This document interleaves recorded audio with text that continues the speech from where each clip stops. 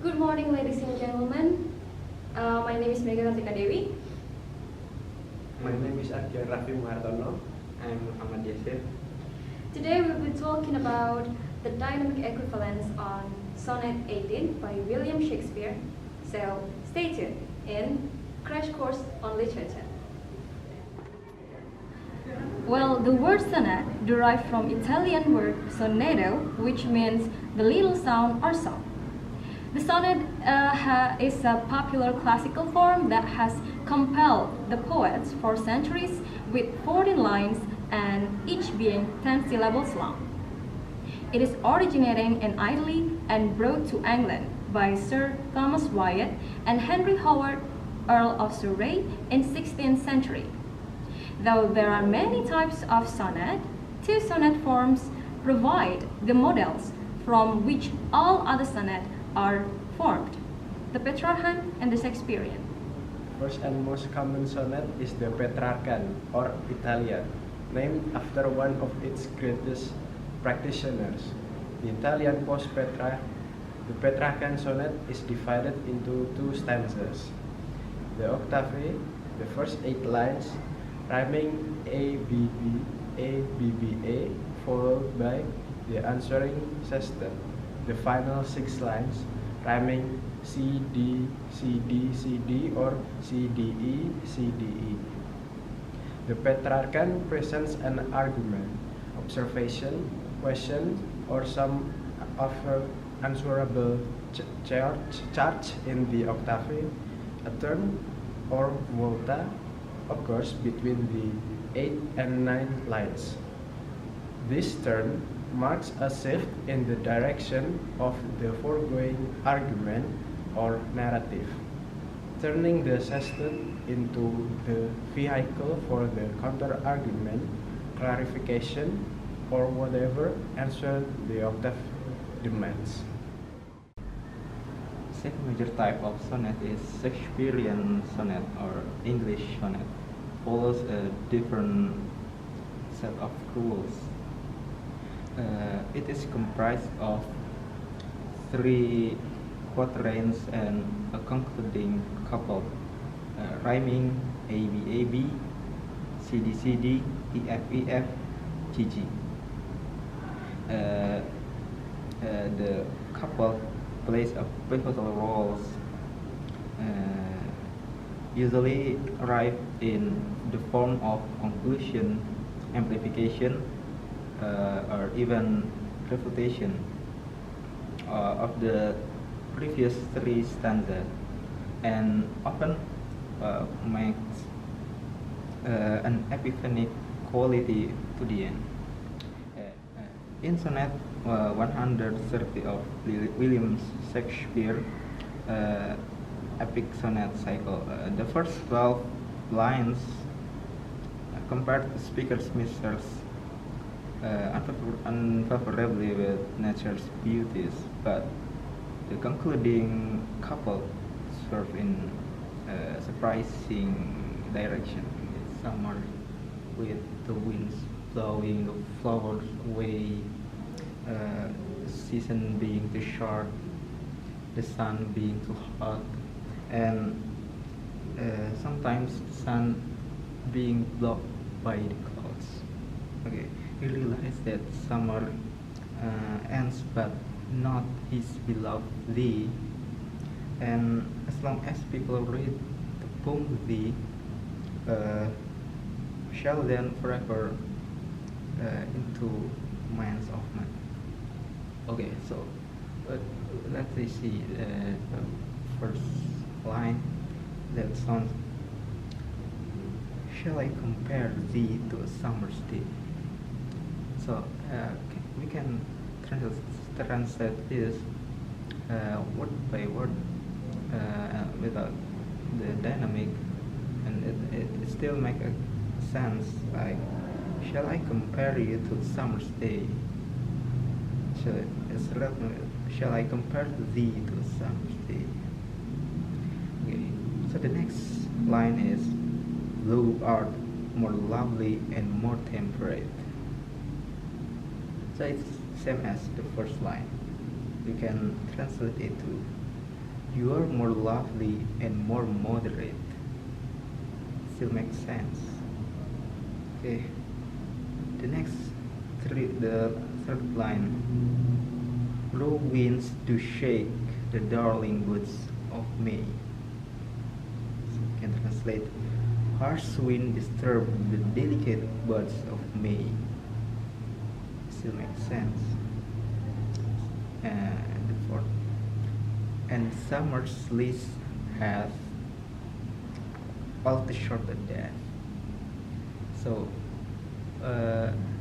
there are some alternatives to translate this. You can use with dynamic translation. The first alternative is we can translate it. And summer's contract have all the short death. All summer's contract have all the short death. And the second is, and summer's contract is too short. And last, and summer's doesn't last long enough. Okay, this is the alternative dynamic translation of the fourth lines. And summer's lease have all the short death. So with it translated into, and summer's contract have all the short death. And summer's contract is too short. And summer's does not last long enough. Okay. Okay, going next to the fifth line is sometimes too hot the eye of heaven shines. It literally means that sometimes the eye of heaven shines too hot, but we know for sure that heaven doesn't have an eye.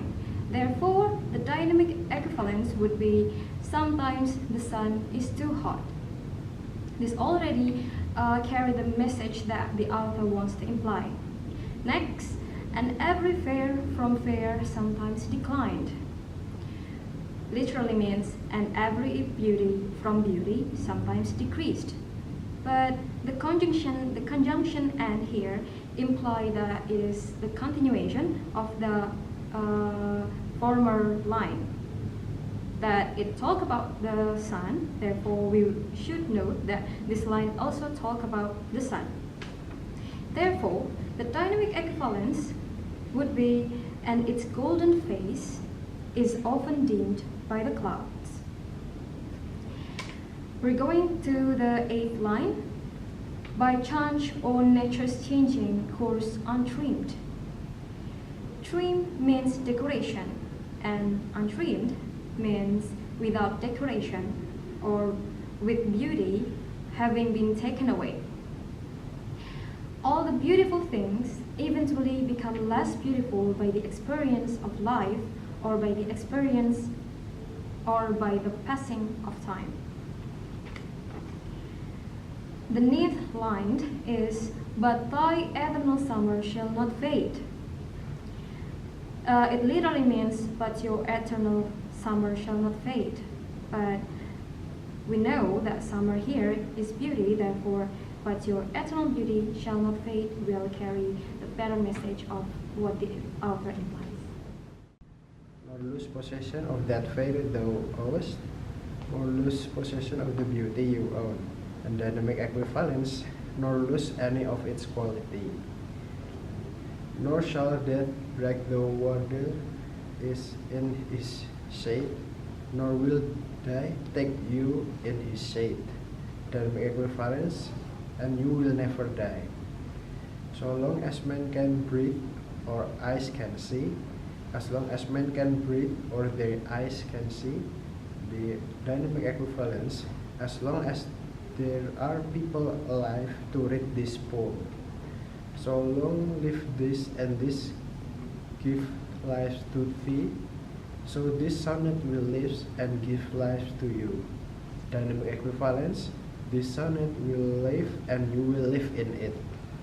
So, in short, translation is not accomplished by merely substituting words in a word-for-word equivalence.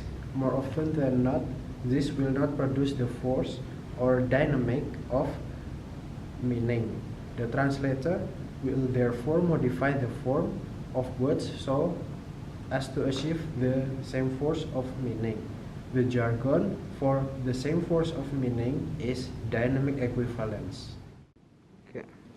Moving from sonnet, now our next question is, who is William Shakespeare?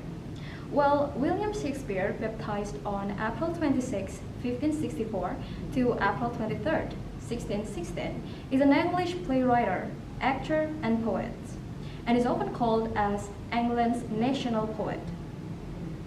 Written records give little indication of the way in which Shakespeare's professional life molded his artistry. All that can be deduced is that in his 20 years as a playwright, Shakespeare wrote plays that captured the complete range of human emotion and conflict. So, though Shakespeare's plays and poems are known throughout the world, but his professional life is shrouded in mystery. Sonnet 18, which was written in the late 16th century, was a bit hard to understand, with the use of a couple numbers of archaic words. However, even after finding the meanings of those archaic words, it doesn't help to make this any easier to understand.